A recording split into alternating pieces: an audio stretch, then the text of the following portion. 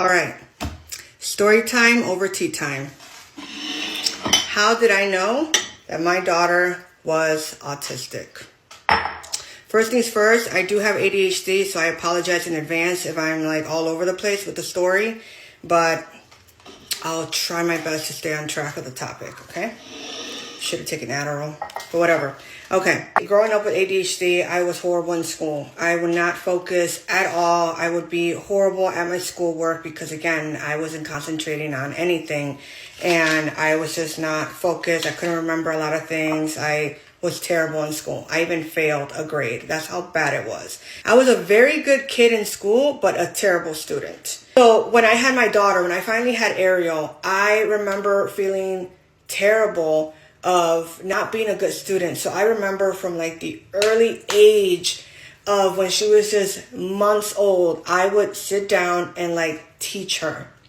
I would buy her Montessori toys. I would making sure that I was dedicating my time to teaching her her numbers, her letters, her shapes, her colors from an early age. I'm talking about like months old, because I was just so traumatized of how horrible I was in school that I did not want that for my child. I started noticing that my daughter was picking up on so many things. She was singing her ABCs at like 9 months old, and she was able to identify like her numbers and her shapes and her colors at like a year old. So that for me was like everything. I'm like, okay, I am doing an awesome freaking job, you know, as a mom. Like what I'm doing is working, right? Eventually, I started noticing that Ariel stopped saying mama, papa. She will even stop saying Elmo, which is something that she would always do. And I was like so confused. I'm like, what is happening? So this was around the time that her dad and I split up. So her dad and I split up right when COVID hit. So I had bought a house. I had moved in with Ariel, just me and her dad moved out. That was around the time that we started noticing Ariel's regression. And her dad at the time was blaming me for her regression. He was like, you're just not focused on her. You're just not paying enough attention to her. Like, I remember you used to like sit down and teach her so much, and I don't feel like you're doing that. And so then I started feeling like, okay, maybe he's right. Maybe it is my fault. Maybe I'm not, giving her enough attention. Maybe I'm not teaching her as much as I used to. When I started bringing up these concerns to my family members and my friends, they all said the exact same thing. Nancy, we're in the middle of a freaking pandemic. She's not interacting and she's not speaking because she doesn't have anybody to talk to. So I took it and I ran with that. So I'm like, I needed some sort of answer as to what was happening during that time. My daughter's not talking. She's not interacting. I remember walking with her to the park, and I remember pointing at things like, oh my God, baby, look, a bumblebee. And she will not look. She would ignore me. She would not even look at my finger when I was pointing at something. She would just kind of like be in her own world. I remember being like that as a kid. I remember I used to space out a lot, not knowing that it was part of my ADHD. I used to space out a lot. It was sort of like my thing that I used to do. So in my mind, I'm thinking, okay, maybe she just has that from me. You're trying to make sense of everything that's happening, right? She would kind of like not play with her toys. She would disassemble them and then kind of like put them back together. But she wasn't playing like how other kids play. She wasn't playing like pretend. She wasn't like, playing make-believe, which was, for me, was kind of new. And I thought that it was me because I had introduced her to Montessori toys. I never really introduced her to a doll, but I had these toys where she needed to like learn how to put things together. Maybe that's why she's not intrigued with those type of toys. Again, trying to make sense of the whole thing, right? Later on, I came to discover that, she could not be around, people that was, too loud, she would just get overstimulated and she would freak out. So I brought this up with her pediatrician. Finally, at 18 months old, she was officially diagnosed with hyperlexia autism. Now, I didn't know that there were different types, different levels. I didn't know. This was completely new to me.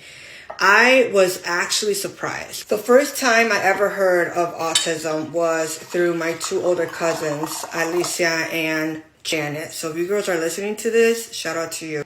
The reason why I was surprised is because when my cousins, Alicia and Janet, were kind of explaining to me, like, what were some of the things that their kids were doing, they weren't the things that Ariel was doing. I remember Janet and Alicia were telling me that their sons were, they would not really have good eye contact, which is something that Ariel didn't really have. I remember she would have great eye contact. Another thing that they talked about was how their kids lined up toys. They lined up, their toys, shampoo bottles, just, random household items. They would line them up. Ariel would not do that. I would never seen Ariel line up anything. Ariel wouldn't line up anything. So those were some of the things that I was kind of like confused. I'm like, how could it be? I've never seen her do some of the symptoms or some of the things that I have heard or seen from other autistic kids.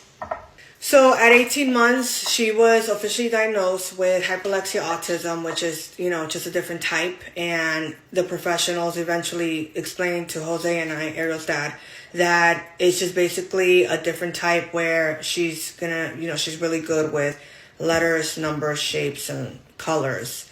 And I was actually okay to find out that she did had autism because, again, I was somewhat educated about it, and I've seen my cousins and their kids, and these are brilliant, amazing, great kids. So for me, I was like, my daughter's going to be fine. You know what I mean? It's not a freaking life-threatening thing. So Jose, on the other hand, was not happy. He was just not accepting of the whole thing. He was devastated. He was crying.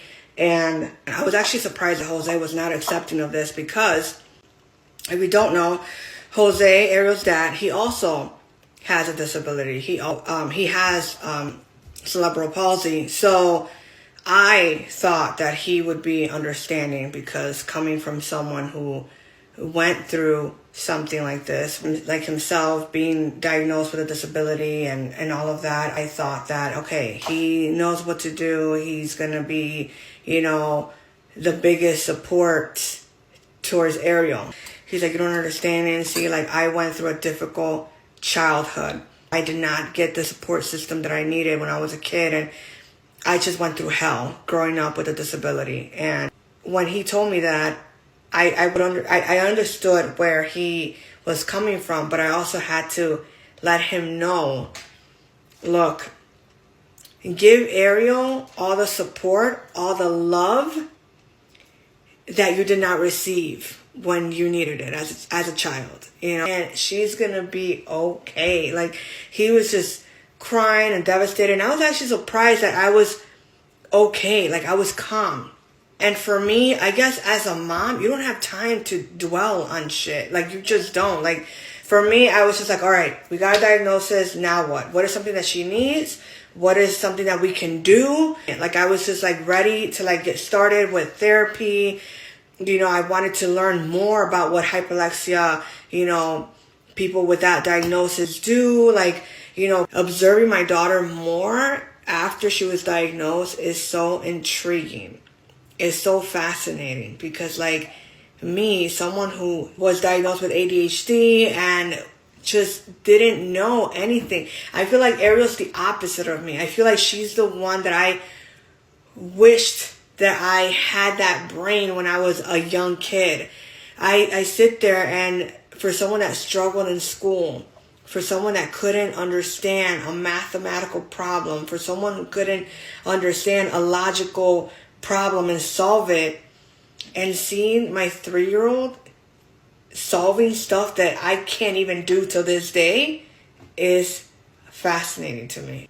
She surprises me every day, and I love it. I love that she is just her authentic little self. She's a huge fan of food.